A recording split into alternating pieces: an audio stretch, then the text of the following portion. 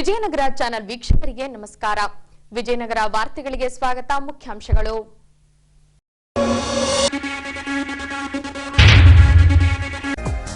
ದಿನಾಂಕ 17ರಿಂದ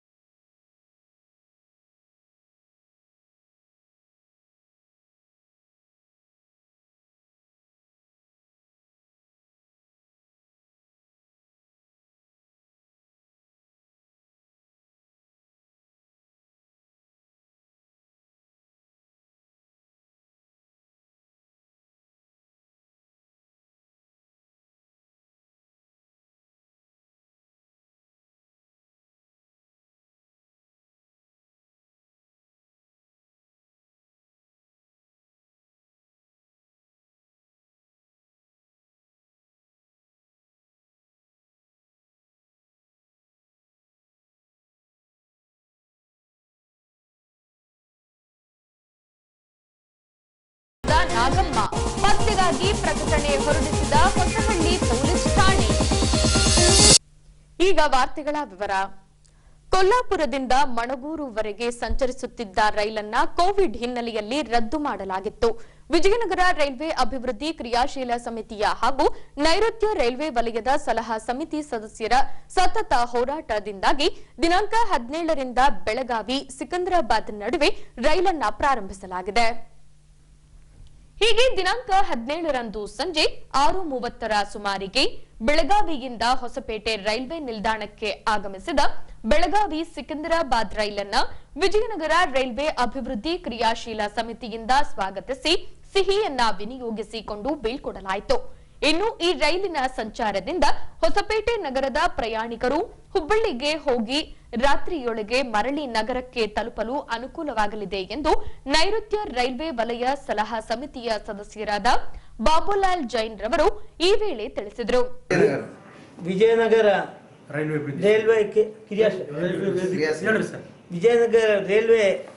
ವೇದಿಕೆಯ ಎಲ್ಲ ಸದಸ್ಯರೇ ಹಾಗೂ ನಮ್ಮ ರೈಲ್ವೆ ಅಧಿಕಾರಿಗಳೇ, ಇವತ್ತಿನ ದಿವಸ ಸಿಕಂದರಾಬಾದ್ ಬೆಳಗಾವಿ ಈ ಟ್ರೈನ್ ಮೊದಲೇ ಕೋಲ್ಹಾಪುರದಿಂದ ಮುಗ್ನೂರಿಗೆ ನಡೀತಿತ್ತು. ಈಗ ಕೋವಿಡ್ ಕಾಲನಾಗೆ ಅದು ಬಂದ್ ಆಗಿತ್ತು. ಅದನ್ನು ಪುನಃ ಆರಂಭ ಮಾಡೋಕ್ಕೆ ನಾವು ಎಷ್ಟೋ ಮನವಿ ಮಾಡಿದ್ವಿ, ಆದರೆ ಆ ಕೆಲಸ ಆಗಲಿಲ್ಲ. ಅದಕ್ಕೆ ಕಾರಣ ಏನಂದರೆ ಸೆಂಟ್ರಲ್ ರೈಲ್ವೆನ ಅವ್ರು ನಡೆಸೋದಲ್ಲ. ನಮ್ಮಲ್ಲಿ ಗಾಡಿ ಖಾಲಿ ಬರ್ತೈತೆ, ಬೆಳಗಾವಿವರೆಗೆ ಜನ ಇರ್ತಾರೆ, ಆಮೇಲೆ ಇರ್ತದೆ, ನಾವು ನಡೆದು ಅದ್ರ ಬಗ್ಗೆ ನಾನು ಮೊನ್ನೆ 29 ನವಂಬರಿಗೆ ಒಂದು ZRC ಮೀಟಿಂಗ್ ನಾನು ಜನರಿಗೆ ಒತ್ತಾಯ ಮಾಡಿದೆ. ಈ ಥರ ನಮ್ಮ ಭಾಗಕ್ಕೆ ಒಂದು ಗಾಡಿ ಇಲ್ಲ ಅಂದ್ರೆ ಬೇರೆ ಗಾಡಿನ ಬಿಡ್ರಿ, ಇಲ್ಲ ಆ ಗಾಡಿನ ತರ್ರಿ. ಅವಾಗ ಅವ್ರು ಸೆಂಟ್ರಲ್ ಮಾಡಿ ಅವ್ರು ಒಪ್ಪೋದಿಲ್ಲ ಅಂದರೆ ಬೆಳಗಾವಿಲಿಂದ ಸಿಕಂದರಾಬಾದ್ ನಾವು ಮಾಡ್ತೀನಿ ನನಗೆ ವಚನ ಕೊಟ್ಟರು. ಅವತ್ತು ದಿವಸ ನೀವು ಡೇಟ್ ಬೇಕಾದ್ರೆ ಜನವರಿ ಒಳಗೆ ನಿಮಗೆ ಪ್ರಾರಂಭ ಮಾಡ್ತೀವಿ ಅಂತ ಆ ಮಾತು ಕೊಟ್ಟಿದ್ರು. ಆ ಮಾತಿನ ಪ್ರಕಾರ ಇವತ್ತು ಗಾಡಿ ಇಲ್ಲಿ ಬಂದೈತೆ. ಈ ಗಾಡಿ ನಮಗೆ ಎಷ್ಟು ಅನುಕೂಲತೆ ಇದ್ದಾರೆ ನಾನು ಹೇಳಿದ್ರೆ, ಮುಂಜಾನೆ ನಮಗೆ ಎಲ್ಲ ಗಾಡಿಗಳು ಹುಬ್ಬಳ್ಳಿಗೆ ಹೋಗ್ಬಿಡ್ತಾವೆ. ಜನ ಆಮೇಲೆ ಹೋಗ್ಬೇಕಾದ್ರೆ ಗಾಡಿ ಇದ್ದಿಲ್ಲ.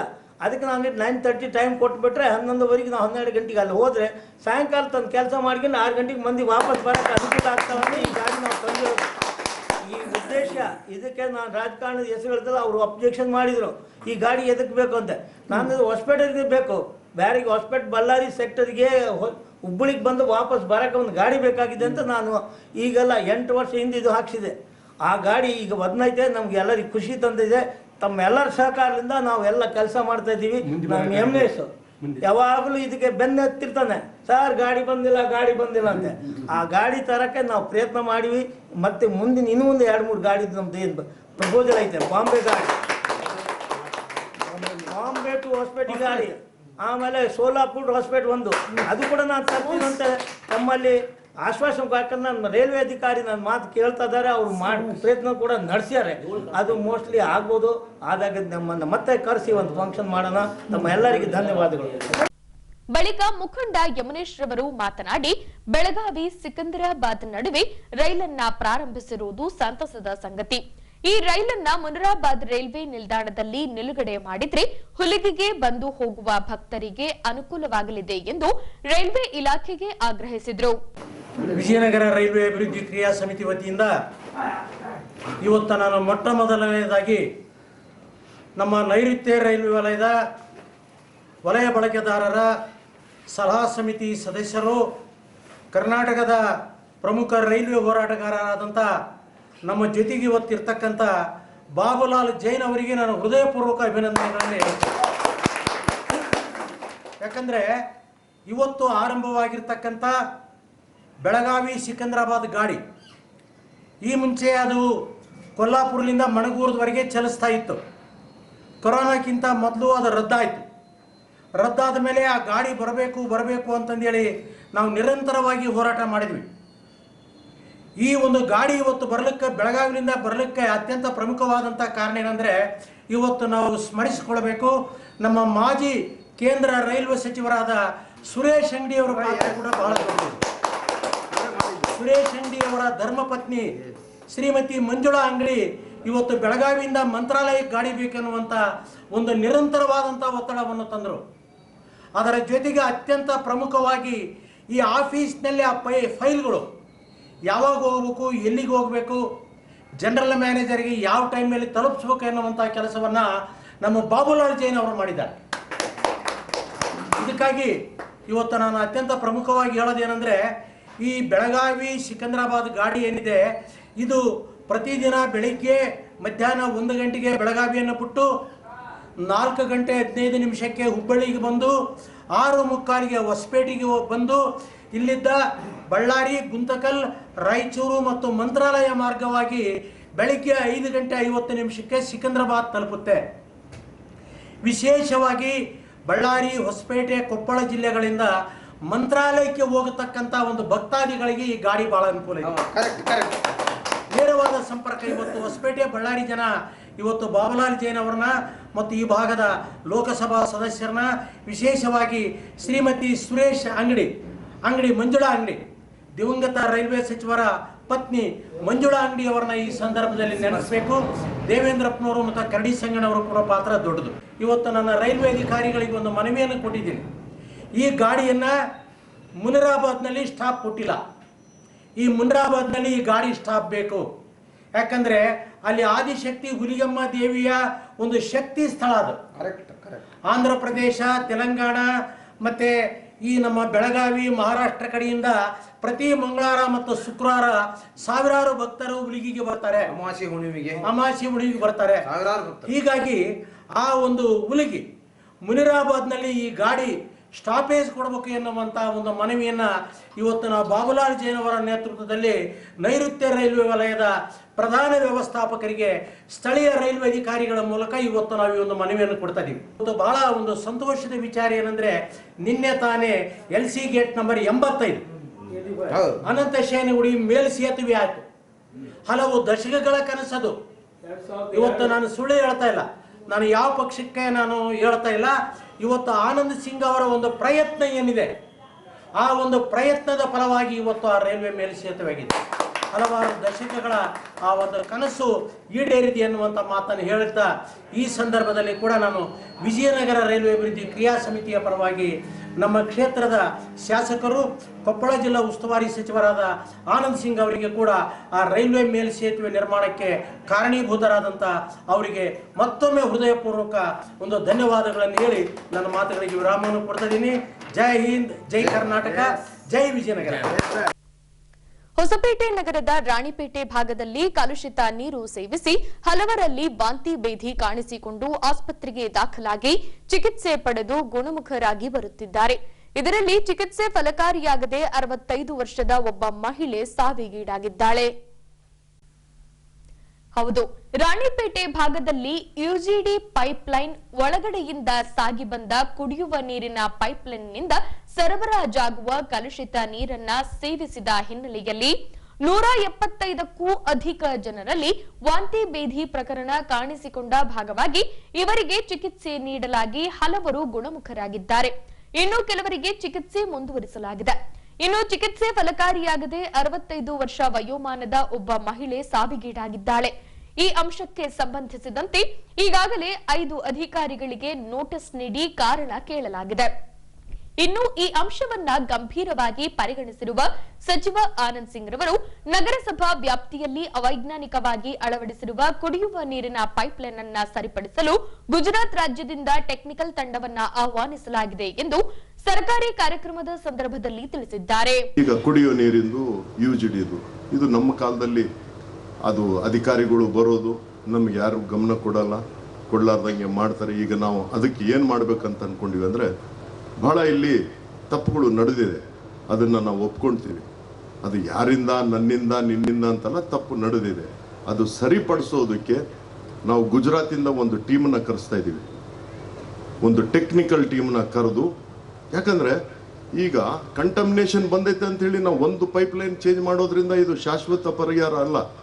ಇದನ್ನು ಸರಿಪಡಿಸೋದಕ್ಕೆ ಇನ್ನೂ ಒಂದು 50 ಕೋಟಿ ಹೋದ್ರೇನು ಪರವಾಗಿಲ್ಲ. ಯಾಕಂದರೆ ಆ ಸಂದರ್ಭದಲ್ಲಿ 2008ರಲ್ಲಿನೇ ಇದು ಪ್ರಾರಂಭ ಆಗಿತ್ತು ಅನಿಸುತ್ತೆ, ನನಗೆ ನೆನಪಿಲ್ಲ. ಅವಾಗ ಅನುಭವದ ಕೊರತೆ ಇತ್ತು. ಯಾಕಂದರೆ ಯಾವುದೇ ಒಂದು ಕೆಲಸ ಮಾಡಬೇಕಂದ್ರೆ ಅನುಭವದ ಬಹಳ ಅವಶ್ಯಕತೆ. ಹಾಗಾಗಿ ಕೆಲವು ತಪ್ಪುಗಳು ಆಗಿರ್ಬೋದು. ಅದಕ್ಕೆ ಸರಿಪಡಿಸೋದಕ್ಕೆ ಒಂದು ಟೀಮನ್ನು ಕರೆದು ಅದು ಒಂದು DPR ಮಾಡಿ ಮ್ಯಾನ್ ಹೋಲ್ಗಳು ಎಲ್ಲೆಲ್ಲಿ ಪೈಪ್ಲೈನು ಈ ಡ್ರೈನ್ ಒಳಗಡೆಯಿಂದ ಹಾದು ಹೋಗಿರ್ತಕ್ಕಂಥ ಪೈಪ್ಲೈನ್ಗಳು ಬದಲಾಯಿಸೋದಕ್ಕೆ ನಾವೊಂದು ಟೆಕ್ನಿಕಲ್ ಟೀಮನ್ನು ಕರೆಸ್ತಾ ಇದ್ದೀವಿ. ಯಾಕಂದರೆ ಹಂಪಿ ಉತ್ಸವ ಇರೋದ್ರಿಂದ ನಾವು ಅದಕ್ಕೆ ಸ್ವಲ್ಪ ಗ್ಯಾಪ್ ಕೊಟ್ಟಿದ್ದೀವಿ. ಹಂಪಿ ಉತ್ಸವ ಇದೇ ತಿಂಗಳು 27ರಿಂದ 3 ದಿನಗಳ ಕಾಲ ನಡೆಯಲಿದೆ. ಇನ್ನು ಹಂಪಿ ಉತ್ಸವದಲ್ಲಿ ಅತ್ಯಂತ ಆಕರ್ಷಕ ಕಾರ್ಯಕ್ರಮವಾದ ಧ್ವನಿ ಮತ್ತು ಬೆಳಕು ಕಾರ್ಯಕ್ರಮ ದಿನಾಂಕ 27ರಿಂದ ಫೆಬ್ರವರಿ 2ರವರೆಗೆ ನಡೆಯಲಿದೆ. ಈ ಹಿನ್ನೆಲೆಯಲ್ಲಿ ವಿಜಯನಗರ ವೈಭವ ಧ್ವನಿ ಮತ್ತು ಬೆಳಕು ಕಾರ್ಯಕ್ರಮಕ್ಕೆ ಕಲಾವಿದರ ಆಯ್ಕೆ ನಡೆಸಲಾಗಿದೆ. ಈ ಅಂಶಕ್ಕೆ ಸಂಬಂಧಿಸಿದಂತೆ ಸಂಗೀತ ಮತ್ತು ನಾಟಕ ವಿಭಾಗ, ಬೆಂಗಳೂರು ಪ್ರವಾಸೋದ್ಯಮ ಹಾಗೂ ಕನ್ನಡ ಮತ್ತು ಸಂಸ್ಕೃತಿ ಇಲಾಖೆಯ ಸಹಭಾಗಿತ್ವದಲ್ಲಿ ಸ್ಥಳೀಯ ಸರ್ಕಾರಿ ನೌಕರರ ಭವನದಲ್ಲಿ ವಿಜಯನಗರ ವೈಭವ ಧ್ವನಿ ಮತ್ತು ಬೆಳಕು ಕಾರ್ಯಕ್ರಮಕ್ಕೆ ಕಲಾವಿದರ ಆಯ್ಕೆ ಪ್ರಕ್ರಿಯೆ ನಡೆಸಲಾಯಿತು.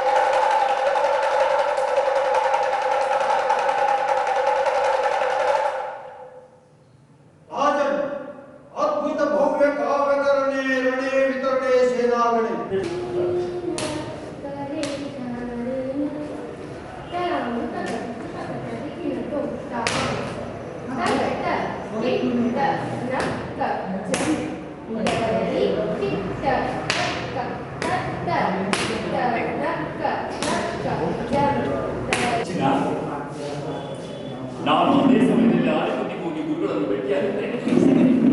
ಚಿಂತಬೇಡ, ಚಿಂತಿಸಬೇಕು. ಚಿನ್ನ ಪಟ್ಟ ಬಿಟ್ಟಿಲ್ಲದೆ ನಿನ್ನ ಕೈ ಬಿಡು.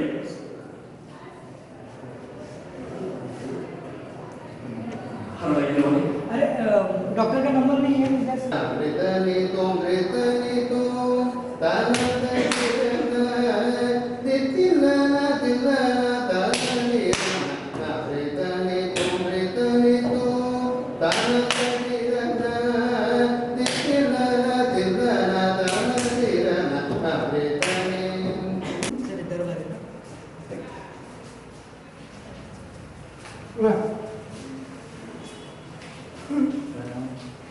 रमेश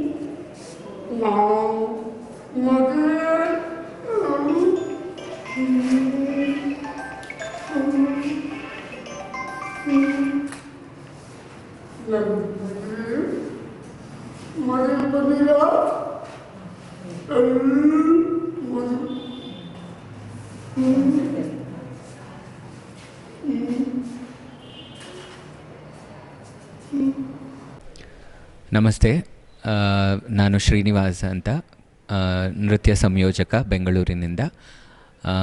ಈ ಒಂದು ಕಾರ್ಯಕ್ರಮ ಹಂಪಿ ಉತ್ಸವ 2023ಕ್ಕೆ ನಾವು ತಯಾರಿ ಮಾಡ್ಕೋತಾ ಇದ್ದೀವಿ. ನಮ್ಮ ಭಾರತ ಸರ್ಕಾರದ ಸಾಂಗ್ ಆ್ಯಂಡ್ ಡ್ರಾಮಾ ಡಿವಿಷನ್ ಅವ್ರ ಕಡೆಯಿಂದ ಸೌಂಡ್ ಆ್ಯಂಡ್ ಲೈಟ್ ಶೋ ಪ್ರತಿ ವರ್ಷ ನಡೆಯೋ ಥರ ಈ ವರ್ಷವೂ ನಡೆಯುತ್ತೆ. ನಮ್ಮ ಹಂಪಿಯಲ್ಲಿರುವ ಎಲಿಫೆಂಟ್ ಸ್ಟೇಬಲ್ ಸಭಾಂಗಣದಲ್ಲಿ ಇದು 27ನೇ ತಾರೀಕು ಇನಾಗ್ರೇಷನ್ ಮತ್ತು ದಿನ ಸಂಜೆ ಫೆಬ್ರವರಿ 2ನೇ ತಾರೀಕುವರೆಗೂ ಪ್ರತಿದಿನ ಸಂಜೆವರೆಗೂ ನಡೆಯುತ್ತೆ. ಎಲ್ಲರೂ ಬನ್ನಿ, ಈ ಕಾರ್ಯಕ್ರಮವನ್ನು ಆನಂದಿಸಿ. ಧನ್ಯವಾದಗಳು. ವಿಜಯನಗರ ವೈಭವ ಧ್ವನಿ ಮತ್ತು ಬೆಳಕು ಕಾರ್ಯಕ್ರಮದ ಕಲಾವಿದರ ಆಯ್ಕೆ ಶಿಬಿರ ಇವತ್ತು ನಡೀತಾ ಇದೆ. ಇದು ನಿಜವಾಗಿಯೂ ನಮ್ಮ ಹೊಸಪೇಟೆ ತಾಲೂಕಿನವರ ವೈಭವ ಅಂತಲೇ ಹೇಳ್ಬೋದು. ನಮ್ಮ ಪ್ರವಾಸೋದ್ಯಮ ಇಲಾಖೆ ಮತ್ತು ಕನ್ನಡ ಸಂಸ್ಕೃತಿ ಇಲಾಖೆಯ ಸಹಯೋಗದಲ್ಲಿ ನಡೀತಕ್ಕಂಥ ಈ ಶಿಬಿರ ಸ್ಥಳೀಯರಿಗೆ ಮುಖ್ಯವಾಗಿ ಅವಕಾಶವನ್ನು ಕೊಟ್ಟಿದೆ. ಹಾಗಾಗಿ ಸ್ಥಳೀಯ ಕಲಾವಿದರು ಮತ್ತೊಂದು ಸಲ ಗತವೈಭವವನ್ನು, ವಿಜಯನಗರ ವೈಭವವನ್ನು ಮತ್ತು ಇದು ಮೆರುಗನ್ನು ಪಡಿತಕ್ಕಂಥ ಒಂದು ಕಾರ್ಯಕ್ರಮ ಇದಾಗಿದೆ. ಬಹಳ ಜನ ಉತ್ಸುಕರಾಗಿ ಆಸಕ್ತಿಯಿಂದ ಇದರಲ್ಲಿ ಭಾಗವಹಿಸ್ತಾ ಇದ್ದಾರೆ. ತುಂಬ ಖುಷಿಯಾಗುತ್ತೆ. ಹೊಸಪೇಟೆ ನಗರದ ಜಿಲ್ಲಾ ಕ್ರೀಡಾಂಗಣದಲ್ಲಿ ಹೊಸಪೇಟೆ ಡಾರ್ಕ್ ಇವೆಂಟ್ಸ್ನಿಂದ season 3 grand finale fashion show ಕೈಗೊಳ್ಳಲಾಗಿತ್ತು. ಈ ವೇಳೆ ಉತ್ತಮ ಪ್ರದರ್ಶನ ನೀಡಿದವರಿಗೆ ಸೂಪರ್ ಕಿಡ್ಸ್ ವಿಜಯನಗರ ಹಾಗೂ ಮಿಸ್ಟರ್ ಅಂಡ್ ಮಿಸ್ ವಿಜಯನಗರ ಪ್ರಶಸ್ತಿ ನೀಡಿ ಪ್ರೋತ್ಸಾಹಿಸಲಾಯಿತು. ಹೀಗೆ ಸುನಿಲ್ ಗೌಡ ಮತ್ತವರ ತಂಡವು ಡಾಕ್ಟರ್ ಪುನೀತ್ ರಾಜ್ಕುಮಾರ್ ಜಿಲ್ಲಾ ಕ್ರೀಡಾಂಗಣದಲ್ಲಿ ಡಾರ್ಕ್ ಇವೆಂಟ್ಸ್ನಿಂದ season 3 grand finale fashion show ಹಮ್ಮಿಕೊಳ್ಳಲಾಗಿತ್ತು. ಈ ವೇಳೆ ಲವ್ 360 ಸಿನಿಮಾದ ನಾಯಕ ನಟ ಡಾಕ್ಟರ್ ಪ್ರವೀಣ್ ಸೇರಿದಂತೆ ಸಿದ್ಧಾರ್ಥ ಸಿಂಗ್ ರವರು ನಗರದಲ್ಲಿ ಪುರುಷ ಹಾಗೂ ಮಹಿಳೆಯರ ಜೊತೆಗೆ ಮಕ್ಕಳಿಗೆ ಅವಕಾಶ ಕಲ್ಪಿಸಿಕೊಟ್ಟಿರುವುದು ಸಂತಸದ ಸಂಗತಿ. ಅದೇ ರೀತಿ ಫ್ಯಾಷನ್ ಶೋ ಮೂಲಕ ಸಾರ್ವಜನಿಕರಲ್ಲಿ ಪರಿಸರ ಸಂರಕ್ಷಣೆ ಕುರಿತು ಜಾಗೃತಿ ಮೂಡಿಸುವ ಕಾರ್ಯ ನಿಜಕ್ಕೂ ಸ್ವಾಗತಾರ್ಹವೆಂದು ಹರ್ಷ ವ್ಯಕ್ತಪಡಿಸಿದರು. ವಿಜಯನಗರ ಜಿಲ್ಲೆ ಜನತೆಗೆ ಎಲ್ರಿಗೂ ಸಂಕ್ರಾಂತಿ ಹಬ್ಬದ ಹಾರ್ದಿಕ ಶುಭಾಶಯಗಳು. ಡಾರ್ಕ್ ನೈಟ್ ಇವೆಂಟ್ಸ್ ನ ಅರೇಂಜ್ ಮಾಡಿರೋ ಸುನಿಲ್ ಬ್ರೋ, ಆಕಾಶ್ ಬ್ರೋ ಮತ್ತೆ ಅಭಿ ಬ್ರೋ, ರಿದ್ದಿ ಇವೆಂಟ್ಸ್ ಅವ್ರಿಗೆ ಕಂಗ್ರಾಚುಲೇಷನ್ಸ್ ಹೇಳಕ್ ಇಷ್ಟಪಡ್ತೀನಿ. ಫಿಟ್ನೆಸ್ ಫ್ಯಾಷನ್ ಅನ್ನೋದು ಎಷ್ಟು ಇಂಪಾರ್ಟೆಂಟ್ ಅಂದ್ರೆ, ಇವಾಗ ನೀವು ಹೊರಗಡೆ ಬೇರೆ ಎಲ್ಲಾದ್ರೂ ಹೋಗಿ ನಿಂತ್ರೆ ನಿಮ್ಮನ್ನ ನೋಡಿದ್ರೆ ಇವ್ನು 100 ಕೋಟಿ ಮನುಷ್ಯನ, ಇವ್ನು ಏನ್ ಡಿಗ್ರಿ ಓದಿದ್ದಾನೆ ಅನ್ನೋದು ಯಾರಿಗೂ ಕಾಣಲ್ಲ. ಮೊದಲು ನೀವು ಯಾವ ಬಟ್ಟೆ ಹಾಕಿದ್ದೀರಾ, ಯಾವ ಫಿಟ್ನೆಸ್ ಹೆಂಗಿದ್ದೀರಾ ಅಂತ ನೋಡಿ ಅದ್ರ ಮೇಲೆ ಜಡ್ಜ್ ಮಾಡ್ಬಿಡ್ತಾರೆ. ಮೇನು ಫಿಟ್ನೆಸ್ಸು, ಡ್ರೆಸ್ ಮೇಲೆ ಕಾನ್ಸಂಟ್ರೇಟ್ ಮಾಡಬೇಕು. ಬೇಕಾಗಿರೋದು ಕಾಸ್ಟ್ಲಿ ಬ್ರ್ಯಾಂಡೆಡ್ ಡ್ರೆಸ್ ಅಲ್ಲ.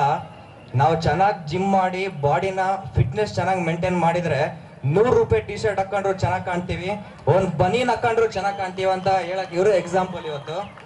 ಅದಕ್ಕೆ ಮೇನ್ ಬಾಡಿ ಚೆನ್ನಾಗಿರ್ಬೇಕು, ಕಾಸ್ಟ್ಲಿ ಬ್ರ್ಯಾಂಡೆಡ್ ಬಟ್ಟೆ ಎಲ್ಲ ಆಮೇಲೆ ನೋಡಕ್ ಚೆನ್ನಾಗಿದ್ರೆ ಎಲ್ಲರೂ ಇಷ್ಟಪಡ್ತಾರೆ.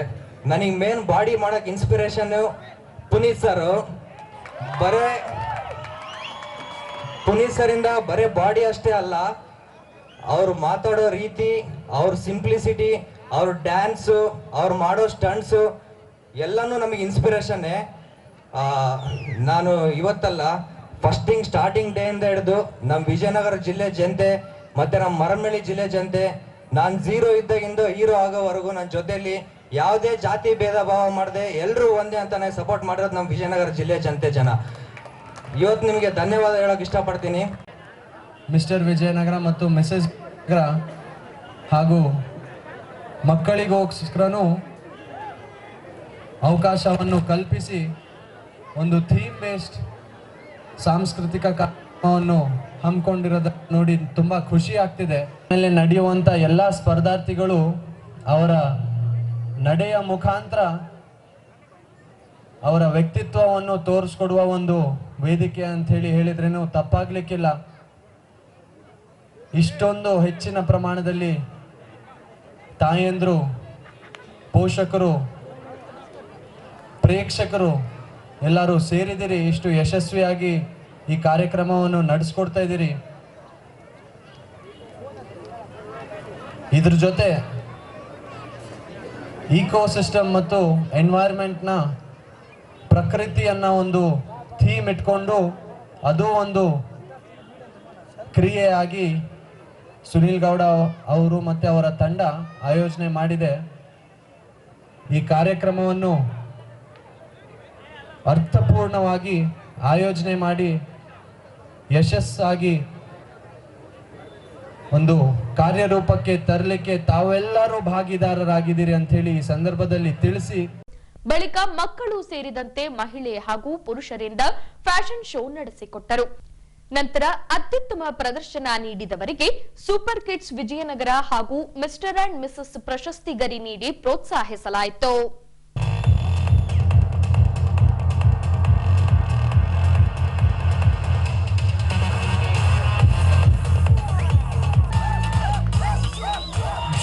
ಚಪ್ಪಾಳೆ ಬರಲಿ.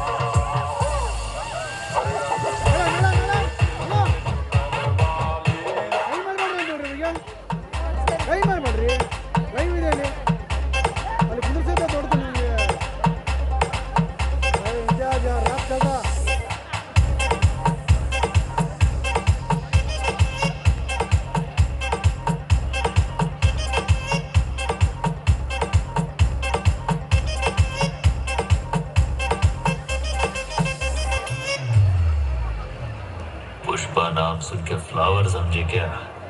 फायर है मुझे।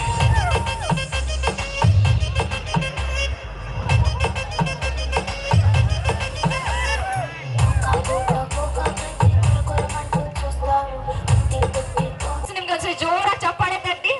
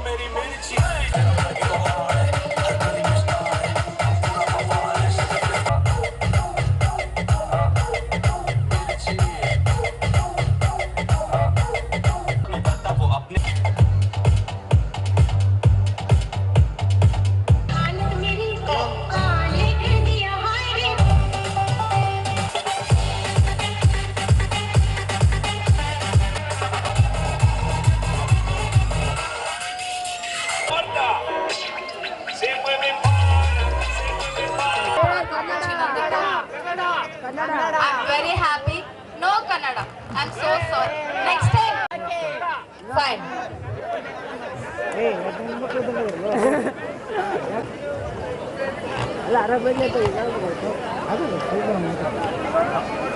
Okay, so 7 to 10.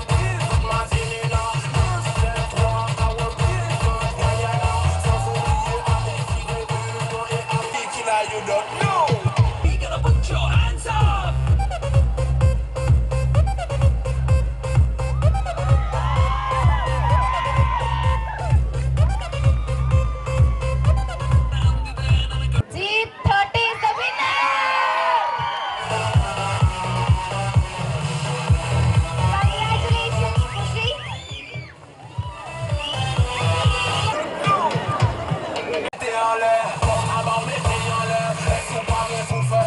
First runner, please. Contestant number, please. 14.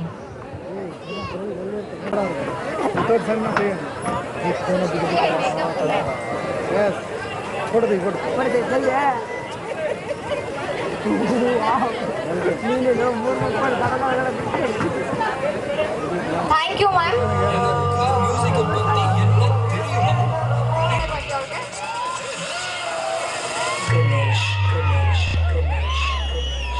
Hey man, which language is this? This is Next, Kannada. 4 to 6 years kids, please line for money. Yeah, can I 4 join to with 6 you? years kids, take a country.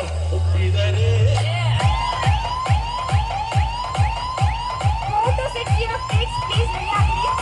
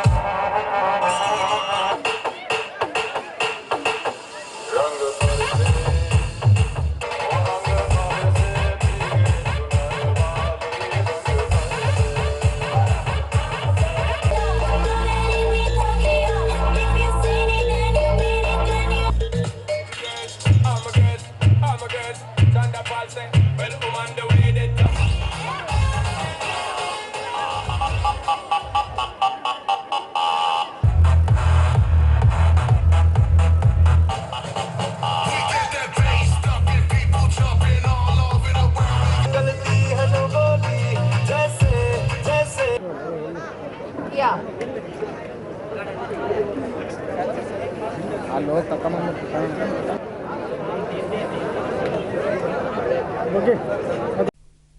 ಇದೀಗ photo click ಸುದ್ದಿ. ಹೊಸಪೇಟೆ ತಾಲೂಕು ಗಂಗಾಮತ ಸಮಾಜದ ಕಾರ್ಯದರ್ಶಿಗಳಾಗಿ ಕಾರ್ಯನಿರ್ವಹಿಸುತ್ತಿದ್ದ B Meghanath ರವರು ಅಮರಾವತಿಯ ಪ್ರಾಥಮಿಕ ಪತ್ತಿನ ರೈತರ ಸಹಕಾರ ಸಂಘದ ಅಧ್ಯಕ್ಷರ ಸ್ಥಾನಕ್ಕೆ ಅವಿರೋಧವಾಗಿ ಆಯ್ಕೆಯಾಗಿದ್ದಾರೆ. ಈ ಭಾಗವಾಗಿ ಸಂಘದ ಪದಾಧಿಕಾರಿಗಳು ಸೇರಿದಂತೆ ಹೊಸಪೇಟೆ ತಾಲೂಕು ಗಂಗಾಮತ ಸಮಾಜದ ಮುಖಂಡರಿಂದ ಮೇಘನಾಥ್ ರವರಿಗೆ ಪೇಠ ತೊಡಿಸಿ ಶಾಲು ಹಾಗೂ ಹಾರ ಹಾಕುವ ಮೂಲಕ ಶುಭ ಹಾರೈಸಿದ್ದಾರೆ. ಇದೀಗ ಕಾಣೆಯಾದ ವೃದ್ಧೆಯ ಪತ್ತೆಗಾಗಿ ಪೊಲೀಸ್ ಪ್ರಕಟಣೆ. ಈ ಭಾವಚಿತ್ರದಲ್ಲಿರುವ 80 ವರ್ಷ ವಯೋಮಾನದ ನಾಗಮ್ಮ ಎಂಬ ವೃದ್ಧೆ 2021 ನವೆಂಬರ್ 30ರಿಂದ ಕೂಡ್ಲಿಗೆ ತಾಲೂಕು ಬಣವಿಕಲ್ಲು ಗ್ರಾಮದಿಂದ ಕಾಣೆಯಾಗಿದ್ದಾಳೆ. ಗ್ರಾಮದ ಪಕ್ಕದಲ್ಲೇ ಇರುವ ತಮ್ಮ ಹೊಲಕ್ಕೆ ಹೋಗಿ ಮಗನಿಗೆ ಬುತ್ತಿ ಕೊಟ್ಟು ಮರಳಿ ಮನೆಗೆ ಬಂದಿದ್ದಾಳೆ. ಅಲ್ಲಿಂದ ಗೊಲ್ಲರಹಳ್ಳಿಯಲ್ಲಿ ಬರುವ ತನ್ನ ಮಗಳ ಮನೆಗೆ ಹೋಗುತ್ತೇನೆಂದು ಹೇಳಿ ಹೋಗಿರುವ ನಾಗಮ್ಮ ಅಲ್ಲಿಯೂ ಹೋಗಿಲ್ಲ. ಈವರೆಗೂ ನಾಗಮ್ಮ ಮರಳಿ ಬಾರದ ಹಿನ್ನೆಲೆಯಲ್ಲಿ ಈಕೆಯ ಮಗ ಬಸವರಾಜ್ ರವರು ಕೂಡ್ಲಿಗಿ ತಾಲೂಕು ಹೊಸಳ್ಳಿ ಪೊಲೀಸ್ ಠಾಣೆಯಲ್ಲಿ ನಾಪತ್ತೆ ಪ್ರಕರಣ ದಾಖಲಿಸಿದ್ದಾರೆ. ಈ ಭಾವಚಿತ್ರದಲ್ಲಿರುವ 80 ವರ್ಷದ ವೃದ್ಧೆ ನಾಗಮ್ಮ ಯಾರಿಗಾದರೂ ಕಂಡು ಬಂದಲ್ಲಿ ಸಮೀಪದ ಪೊಲೀಸ್ ಠಾಣೆಗೆ ಮಾಹಿತಿ ರವಾನಿಸುವಂತೆ ಸಾರ್ವಜನಿಕ ಪ್ರಕಟಣೆ ಹೊರಡಿಸಲಾಗಿದೆ. ಈಗ ಕೊನೆಯಲ್ಲಿ ಮತ್ತೊಮ್ಮೆ ವಾರ್ತೆಗಳ ಮುಖ್ಯಾಂಶಗಳು.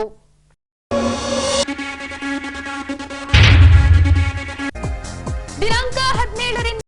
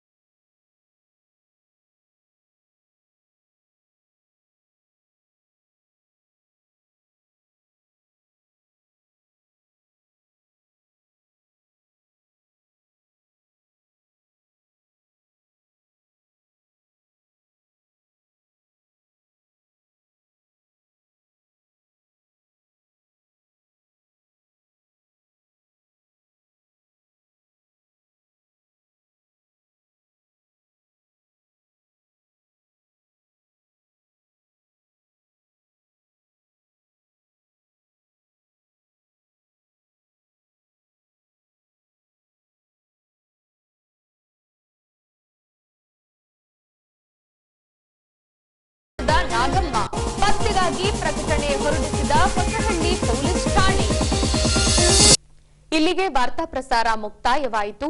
ದೈನಂದಿನ ಆಗುಹೋಗುಗಳ ಮಾಹಿತಿಗಾಗಿ ವೀಕ್ಷಿಸಿ ವಿಜಯನಗರ ಸುದ್ದಿವಾಹಿನಿ. ನಾನು ತೇಜಸ್ವಿನಿ ಪಿ ಪಾಟೀಲ್. ನಮಸ್ಕಾರ.